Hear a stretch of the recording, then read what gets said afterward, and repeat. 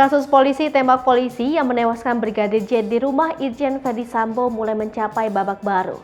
Ayah Brigadir J, Samuel Huta Barat, resmi menunjuk Kamarudin Simanjuntak sebagai kuasa hukum keluarga Brigadir J. Berikut ini sosok Kamarudin Simanjuntak.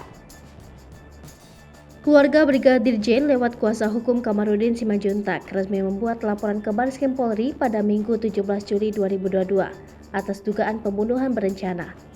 Lantas nama Kamarudin Simanjuntak ini menjadi sorotan publik.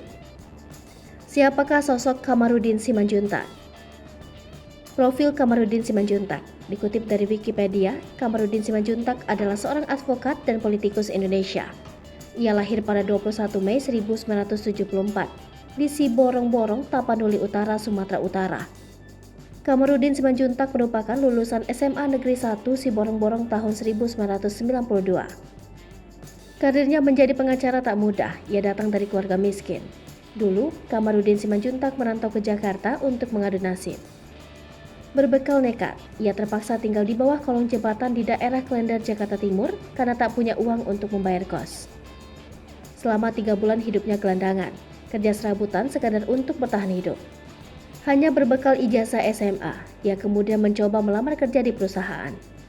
Tahun 1993, ia diterima bekerja sebagai customer service di sebuah restoran. Dari sana, dia sempat mencoba membangun bisnis kecil-kecilan tetapi tak lama tumbang.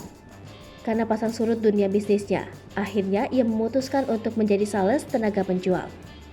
Dari sana, dia tertarik menjadi pengacara. Atas cita-cita itu, dia mendaftar kuliah di Fakultas Hukum Universitas Kristen Indonesia Jakarta di tahun 2000. Ia kemudian mendirikan Partai Demokrasi Republik Indonesia Sejahtera.